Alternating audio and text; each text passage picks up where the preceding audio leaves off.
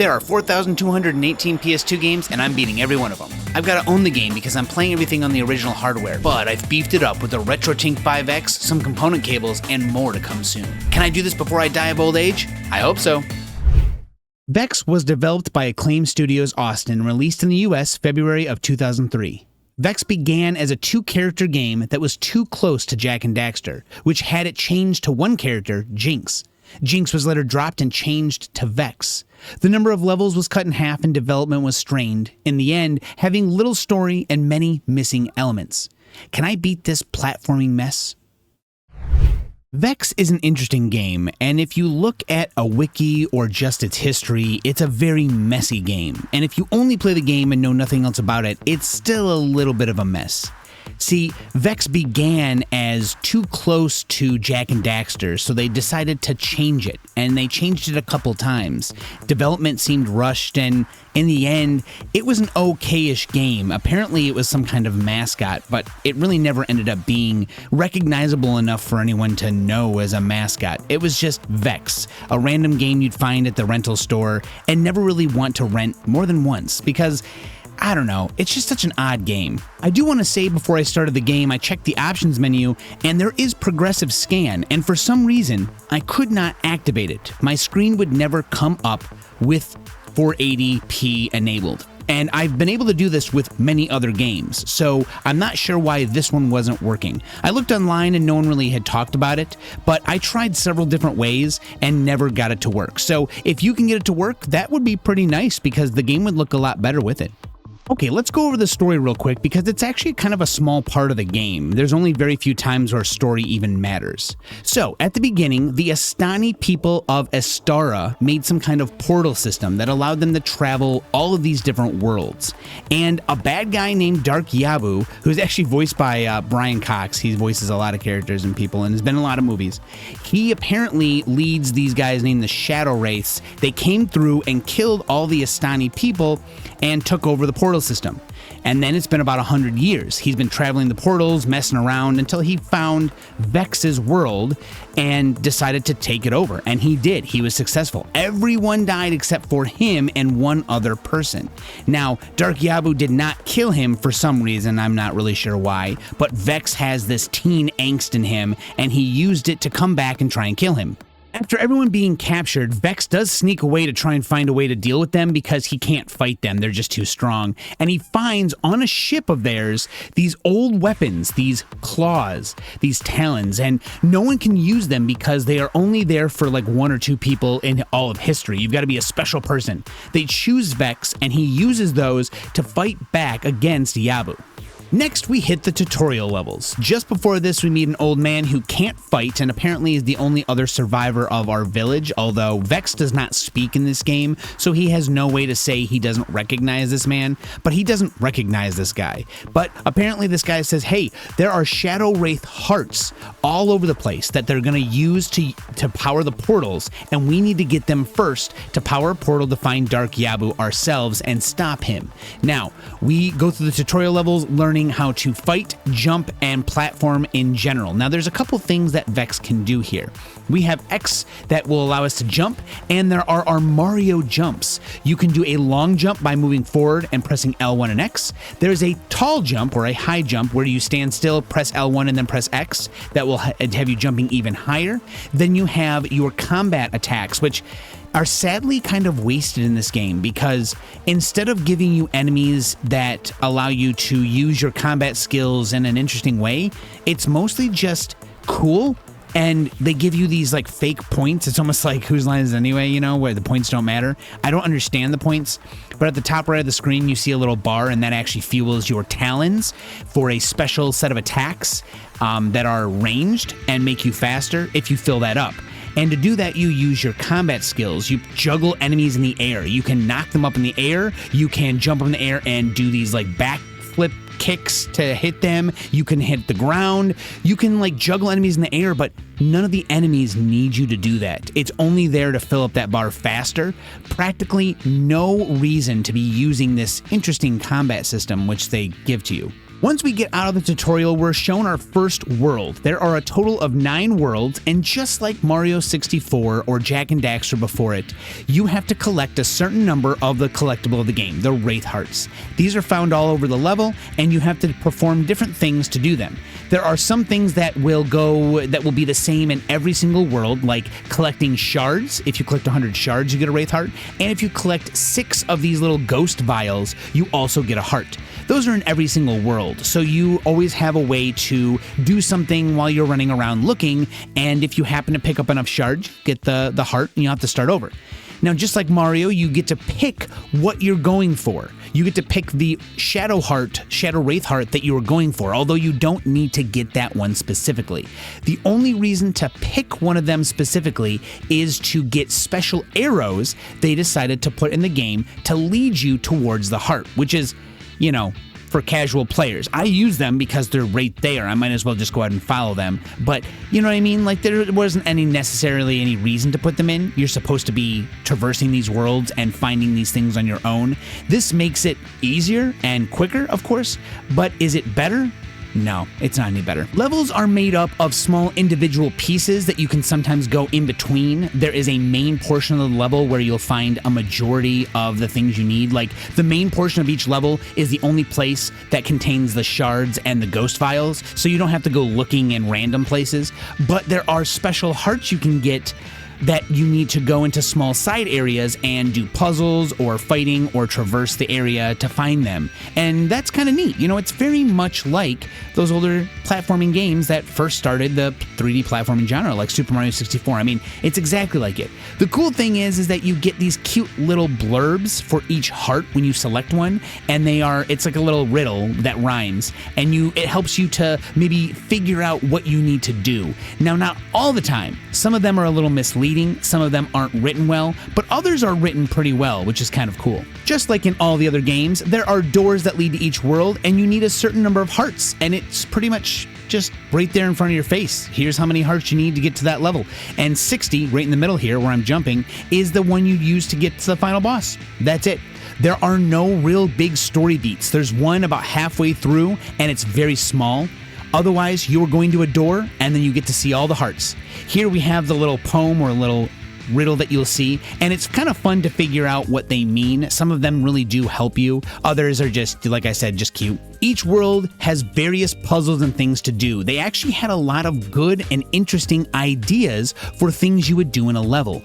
The issue comes from the platforming and the camera. See, the combat actually isn't an issue necessarily. It's just really sad they didn't use it. As you can see here, smacking an enemy a couple times with the square button is all you need. But you have access to all these other cool moves that you never use, not even for a boss. And when I say not even for a boss, I mean, seriously, there's very few times you use any of your advanced moves, which are very few anyway, to get any damage on a boss. Most of it's just smack them. That's it. So it's kind of sad, but really the platforming and the camera are horrid. Jumping is hard to judge depth in this game because the camera likes to move all over the place, meaning that you will have a hard time in places where the camera is either constantly moving, not focused correctly, or won't allow you to move it. You can use the right stick to move it if the game allows you to. But otherwise, you are at the mercy of whatever the game wants to do with the camera at that moment. Now, I'm not going to go over all of the different hearts in each level. I think that it's going to take too long, and the nice thing about this is that it's pretty simple. You can see exactly what's going to happen in each level, and you just have to guess, well, I need to go over here and do a puzzle, or I need to fight a little guy here or there. Otherwise, I'll talk about each of the levels. The first level here is, you know, your basic casual first level. It's not too difficult, although it does contain a couple hearts that are difficult to get to. I think the idea is that you get a couple of the easy hearts, move on to a new level, and then come back when you get a little better at the game so that you can try those more difficult hearts. There is this weird little heart that you need to get by kicking a soccer ball around, and at first I didn't quite understand what it wanted me to do until I traversed the level enough to find a net to actually score the goal in. It's not even that far away, it's just hidden behind some trees, so if you're kicking it around and you don't know where to go, of course you're just going to be confused. I was trying to kick it over this platform, I don't know, I was just playing around, and I've realized that this is not what you need to do. So the first thing you should always do when you get to a level is go all over the level. Find the end of the level where it loops around back to the beginning, and then you just can find all the different hearts. Generally, you can see them. You don't have to like hope that you find them. You see them, or you find a door that leads to a new area, and you know in the new area there's always at least one heart to find. That first level was more of a forest type area with a big structure in the middle, and this is now a desert area, and this has little aliens. Now remember, you're going through portals to different worlds, but there is no story associated with the different world. It's practically just going and finding these wraithhearts and then going into a cool place, which, I mean, admittedly is neat. Some of them are pretty unique and they're fun, but it's just odd that there's no story involved. You don't meet a character here. You don't have a reason to be here except for the hearts. And when you come into a level for the first time, that's it. You just pop up and you go find the heart, which really shows how rushed the development was as things moved on, because the game was supposed to be 2 characters and then 1 character, and there was supposed to be 18 levels, and now there's only 9. So I think they just didn't have enough time to put anything unique in. This second level is the first time you're going to fight your inner demons, and I'm not kidding. You fight your inner demons. You do this like little battle royale styled mini game that's kind of like a Mario Party mini game, and you do it until you are the last one remaining. That's it. You do whatever it is and you hope you win. Here it's just run over platforms and activate them and you get points, and the other people also get points as well. You can knock them down, you can attack them to juggle them in the air and get them out of the way. You know, you can fall down and lose. As long as you're the last one remaining, it doesn't matter. So as long as you don't lose. If there's 4 of you and you're 3rd place, you don't lose. If there's 3 of you and you're 2nd place, you don't lose.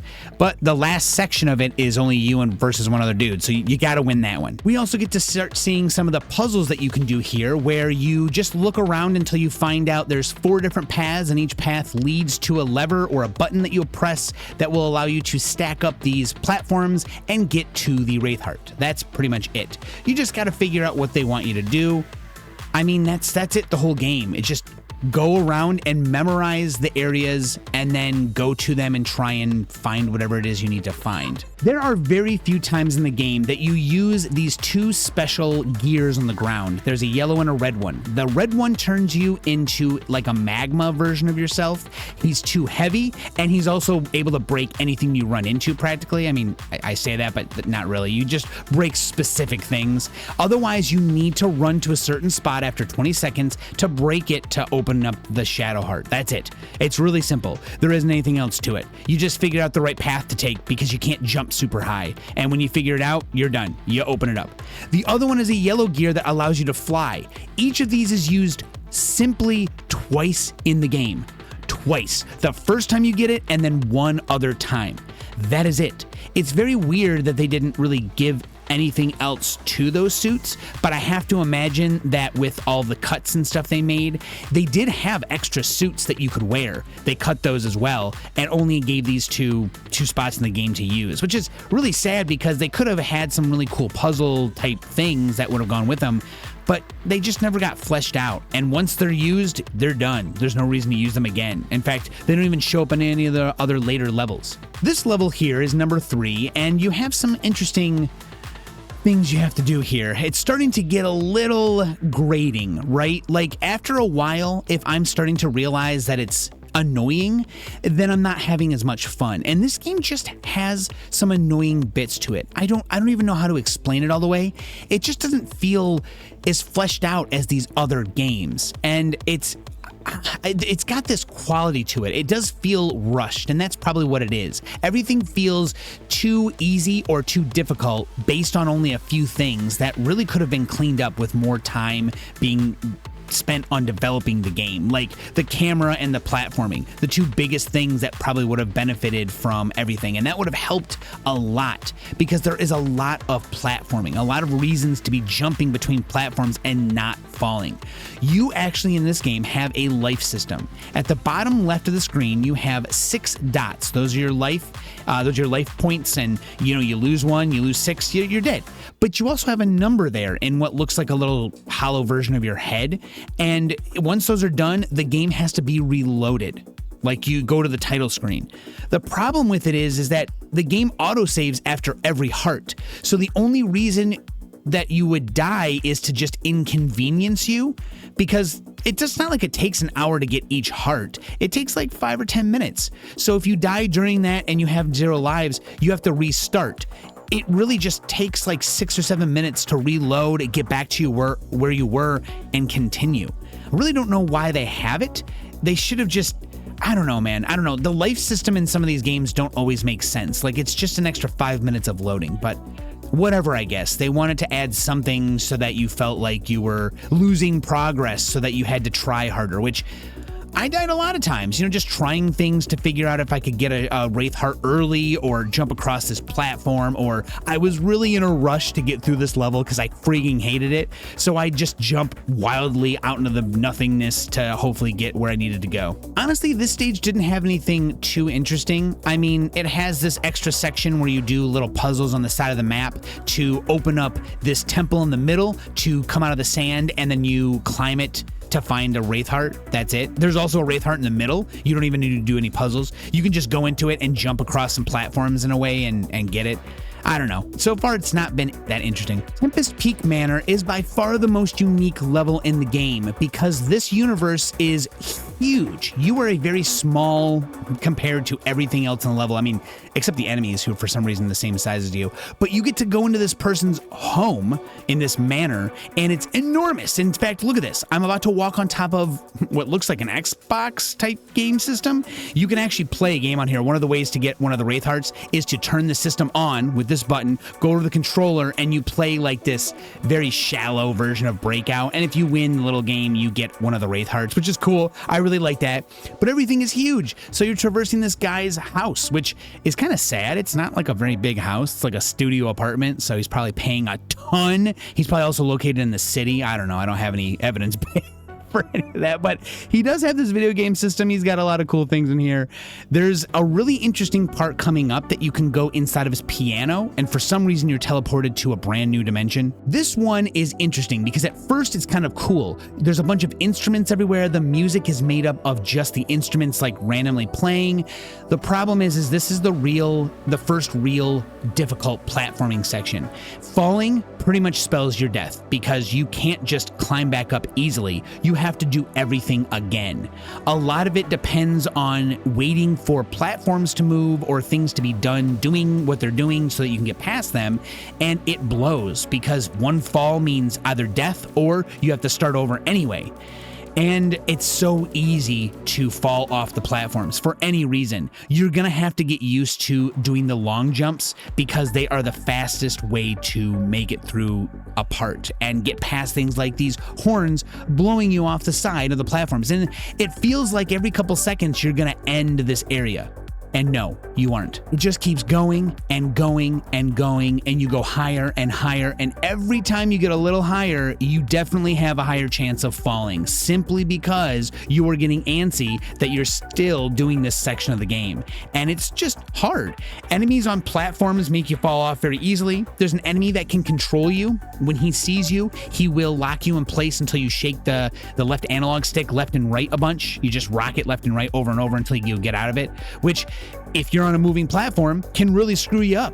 You do move in slow motion when he does it, and you can still do things, which is also frustrating because then it's not just trying to get out of his thing. It's if you rock the controller too hard or too much, you'll fall off the platform. And then it kind of ruins the whole thing anyway. The next level I unlock is the Below, and this level is absolutely frustrating. First of all, it takes place mostly underwater in this huge dome in the middle where you can jump into the pool, go into the dome and find a bunch of things, come out in different areas, and find yourself some bubbles to get air. Otherwise, you will drown. That's right, you can swim very fast because the talons you have apparently just jet you around, but you have to breathe, so you must find air, otherwise you'll die. This section is full of enemies, full of a big enemy that's floating around you can get into, like inside of, and like find some pirates in a chest, as well as these domes that will contain different areas to go into. Now you have to remember which dome you go into because they're all domes you need to go into. There's like little doors everywhere, and if you go into the same one, you have to back out. It's kind of hard to figure out exactly where you need to go. There is a cool section where you find like a pool of water inside the water, and if you go through it, you invert underneath it, and you can go, it's like breathable air down there, which is kind of neat. That's neat, but otherwise, it's just like swimming around, and the swimming is kind of shite. Like, it's not easy to swim because he jets around, but he doesn't turn very well. He turns either too sharp or not sharp enough. So just tapping square to get yourself a little further forward is about the best thing you can do. There's a puzzle in the below that really sucks, and I did not do it, and I only found out recently what you had to do. When you come out into this area, a bot flies around and watches you, and there are 6 puzzles. They're not hard, they're just tedious. You do the puzzle, and when you do them in the incorrect order, you get zapped. There are 6, and it will reset, apparently, if you do them in the wrong order. That means you must do a mini game, see if it's right, and if it's right, go do another one. If it's wrong, you gotta start over, and you get hit. It's ridiculous. The only way to find it out is just through trial and error. This would take like half an hour to an hour. And I was like, I'm not gonna do this. I'm just gonna go do other ones. It's really frustrating in these small sections to jump. And like I said, if you get it wrong, he just hurts you. There's no way to know which one's correct. You've got to hit this button and then go back to the middle of the stage and hit another button. Like, screw that, man. I choose to do the ghost jars. And one of the things you have to do to find one of the ghost jars is to kick this guy right in the wiener. And it's so mean. Look at him. I know he was like holding it out of your range and like laughing at you, but he wasn't hurting you. You go up and just backflip, kick him right in the balls, and he falls over and he's crying. He cries. You make someone cry for no reason. I don't know why, but I had to do this 3 times because I kept dying when I was doing this, and so I had to kick this guy 3 times, man. This poor little guy. After I collect my 26th heart, which is not half of 60, so I don't really know why it decided 26 was the number of hearts you needed, but there's a cutscene that shows us finding the last Astani warrior, which apparently they forgot to kill this woman, who is like this mage. She seems like a bad guy until she hits the old guy we're with, and he turns out to be the bad guy. Like, that's it. That's all that happens here. And then she says, you got to go collect the wraithhearts to defeat him. And so we go right back to it. Nothing interesting happens here. One of the hearts that you have to do in the below is to swim up to this monster at the top of the dome, enter his body, and there's 3 pirates in a small ship with a chest. You must open the chest by pressing X on it and pressing 3 of the face buttons in the correct order. The problem is that the little riddle they give you includes saying something like the answer is in the book. And after trying it a bunch of times, I didn't know what to do. I looked everywhere in hopes I could figure out what the button combination was, in what order. And guess what?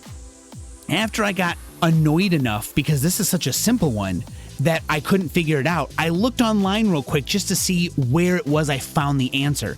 And what it fails to tell you is that the book they're speaking of is the instruction booklet. Like, they thought they were going to be Metal Gear Solid 2 and include something in the instruction manual that was actually going to be helpful. And honestly, Metal Gear Solid 2, it was just the back of the game case, so at least you could have done that. But they wanted you to look in the manual for the actual answer, and it tells you in the manual somewhere. I don't have the manual. I got this game for like $1 in like a bulk set of games, so I don't have it. Now, this is an issue. I actually am not that big of a fan of Metal Gear doing that with the back of the game case. I think it's interesting, but what's more interesting is the Psycho Mantis fight, where it wants you to plug the controller into the next controller port, something you have to be able to have to even play the game. You don't have to have the game case or the instruction manual to play a game, though. That makes it a lot more difficult for players to figure it out, and I don't think that's fair enough for someone who is borrowing a game, renting a game, got a game for $1 in a bulk set of games that does not come with the manual or the box. So that kind of sucks. I don't think it's bad, but I don't think it's good either. I think it's just an interesting thing they tried that doesn't work out very well. And even Metal Gear I wasn't a fan of doing that with, but whatever. This game, though, makes it so that it's like weird. I mean, yes, you don't need it to continue on in the game, but the game really does trick you. It says book, I think it's in the game. It's not in the game, it's in the instruction booklet. Just an interesting little quest, I guess. I unlocked the next level, and this level is called Dagger Crag, which I don't like. I don't like it that's called Dagger Crag. I don't know what it is about those 2 words together, but they sound weird. It makes me sound... It sounds dirty in some way, but it's really not. I mean, it's just it's a rock crag and a dagger and dagger crag. Whoever came up with that name needs to think about it for a little bit. The first mission I do here is to help this guy clear out this place, and you just need to kill the enemies in a certain time limit, which is admittedly pretty boring for all the other stuff that they've had you do so far. And it's honestly not clear because it seems like I've killed all the enemies at one point and I'm not getting the heart. So it's like, what did I do wrong? Eventually, after doing it 4 or 5 times, I just kill all the enemies and it finally works. Okay, this one's interesting because you're on a platform that apparently won't go up unless you kill the enemies on it. I'm not sure if it's the weight of the enemies, I'm not sure if it's the actual kills, but it just spawns enemy after enemy with the heart hanging above you, and then you're supposed to get to it when you get it high enough up in the air. That's it. Again, this is not interesting. I mean, look at it. I'm jumping in the air. I'm doing these ground slams with this bullet. I'm juggling enemies. But, I mean, you know, it's not like they're hard. It's not like I need to. I even activate here the special ability of the claw, the talons, the shooting part. And I'm going to tell you this. I really thought that at some point I was going to need the shooting aspect, like to level that or to charge it up and use it in some kind of boss fight or special area. No, not once did I ever use it past the couple times I activated it just to see if it was stronger than my regular attacks. Oh man, this one was annoying. You can reset all the blocks on the wall and you can jump up and break some of the blocks. But if you break too many, you can't get any higher. So I was jumping off of the walls trying to break up higher up blocks to then land on them. It's just trial and error. Which blocks do you break and which blocks do you keep not broken? Also, can you stand on the broken blocks? A little bit, yes, but does it help? Not always, because you still need to be able to jump up. So you just need to break the correct blocks and then somehow get up higher. So once you figure out the correct sequence, that's it. Otherwise, it's just a really weird puzzle. There are 2 mini bosses, and you fight one of them twice, and this one, Mummy Ball, you fight once. And he's a little tough. As you can see, he's bouncing around, and you need to run back and forth, and then eventually he will roll until he gets dizzy, and then you smack him. That's it. You don't have to use any special attack, you just smack him. At the bottom right is his health bar of 3 health, and he gets a little more aggressive, and it's a little harder, but that's it. You hit him, and you're done. I don't know. It wasn't interesting. The other mini boss is the sumo wrestler who does similar stuff, like he attacks at you, and when he runs to the edge, you smack him and he falls off. But there's not like a special way to do it. You just wait until he finally rolls to the edge, and then you hit him. These guys aren't hard, nor are they mechanically interesting. I mean, other than the fact that it's faster than you, so you have to do the long jumps. You have to. Eventually, you have to do the long jumps or you can't do it. So you have to constantly long jump away from him. So if you don't like the long jumps or don't do them well, you're shit out of luck. You might as well just do a different wraithheart. The last stage you unlock is actually pretty difficult. I found myself dying a lot during the platforming sections. I mean, they specifically make it hard for you to platform. That's the whole idea. And in this one section, there are rotating circle pieces of metal that you must jump past and hope you don't smack into. Some of them knock you down completely, some of them just hurt you, but you gotta time it right. There are other ones with enemies everywhere and small portions that are moving in these very odd, kind of unnatural ways that make it difficult to get to the platforms. It's just a mess. I mean, I understand that they wanted to make it difficult platforming, but I mean, at the end of this, I just wasn't having fun platforming anymore. The fighting was just not fun because it didn't use your fighting techniques. It was like, all right, just dodge it, just get out of the way, just smack them a couple times, do a ground pound so you can get past it, or you know, just ignore the enemies entirely. I mean, what's the point? And then the platforming, like I said, there's just a lot. This whole area, this whole level is all platforming. The fighting is annoying, but the platforming is where it really makes it difficult. Before I get to the end of the game, I have to go back to different worlds, finding some of the easier hearts so that I don't have to do the last level too much. I do the last level, maybe 3 hearts, and then just I'm done with it. I'm over it. So I come back to the other stages, the earlier stages, to find the earlier, easier shadow hearts to find. And that turns into me finding 100 shards and the 6 ghost jars over and over and over until I finally get 60 hearts and go fight the final boss. Because at this point, the game has just lost its shine. The little bits that made it interesting, the cool ideas, the couple fun, unique puzzle mechanics, they're done. They don't use them again. They don't become any more challenging. The challenging part is the camera and the platforming itself, just getting to a platform and not dying. The last boss is one of the most disappointing last bosses so far. It's disappointing because we have so much that we could possibly do, and instead of making it interesting, it turns into more of just a frustrating fight. Now, the first thing you do against Dark Yabu is to survive. You need to kill all of these little shadow guys, which, by the way, don't use any of your mechanics. The only way to fight these guys effectively and not take damage, because yes, you can heal yourself by killing them. The problem is that they're low to the ground. You can't kick them up in the air like every other enemy. And you have to kill every single one of them. They jump in droves at you, and if they jump at you while you're falling or in the air, they still hurt you.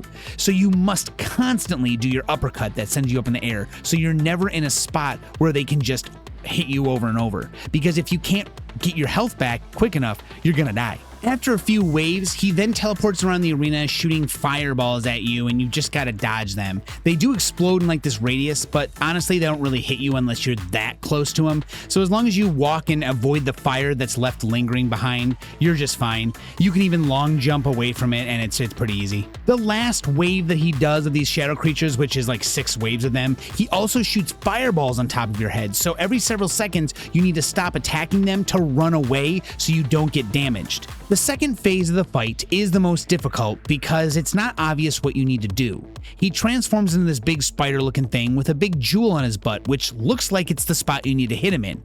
And while it is eventually the spot you need to hit him in, the first thing you need to do is just dodge all of his attacks.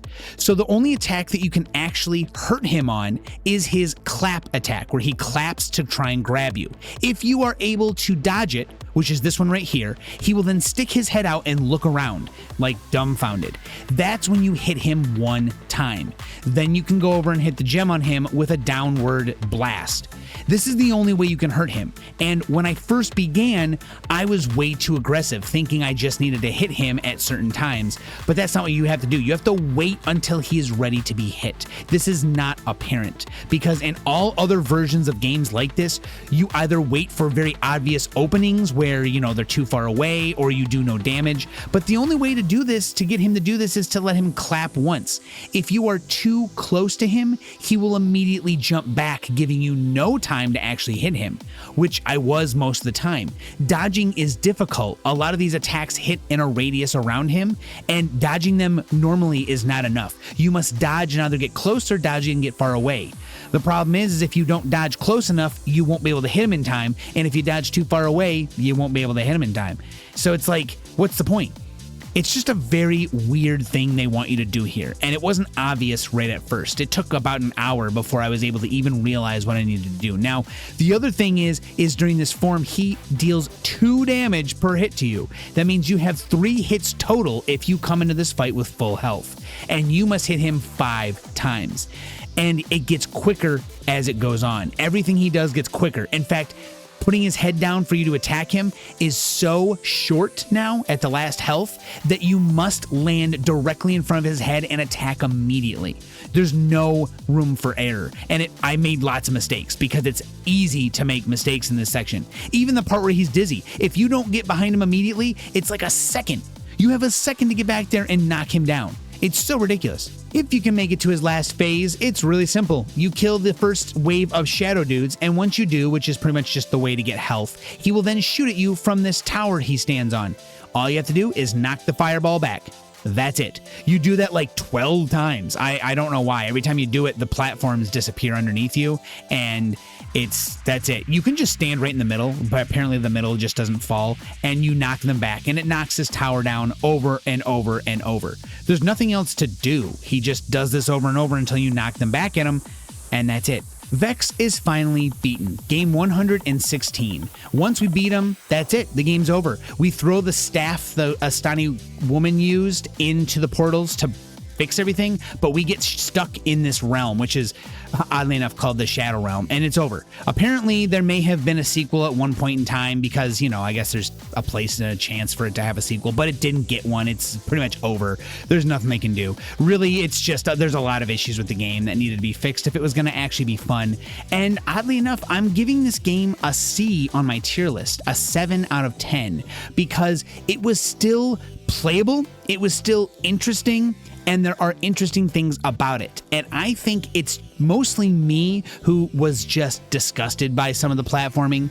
Now, this is also a possibility of it being a skill issue, and I want to be clear that I don't want to give a game a bad score because of the skill issue. Maybe other people have a much easier time with everything in the game, whereas I was just struggling. I don't know, maybe I'm just dumb. So I'm giving it a C because I think it's still worth checking out.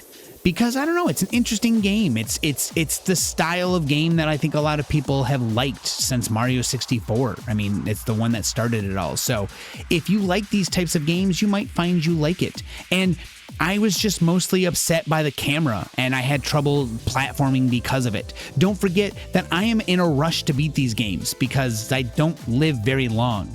I'm only going to be alive another like 50 years at most, so I got to try and beat this in 50 years. So I'm trying to rush through. If you spend a little more time or just want to play it simply because you want to play it, you might find it to be much more fun. So with this game beaten, we are on to game 117, which is Airblade. That'll be coming soon. Thank you to anyone who has watched the video this long. I really appreciate it. I feel like this game was not worth talking about almost, but it was worth talking about because I beat it and I have to beat all these games. So thank you so much for watching the video this long. Thank you to everyone in the stream. It was a lot of fun. I'm sure it was good making fun of me because it looked like I was just absolutely negligent in playing this game. I probably looked like an idiot playing. That's all right. I had a good time and everyone else seemed to have a good time, and that's what matters. And thank you to everyone who has donated to become a member. You guys have been picking these games. In fact, the next 160 games have been picked by people who have donated and become members. So without you, we wouldn't be playing these cool games. So thank you so much. Thank you, everyone. I'll be back for Airblade soon. Later.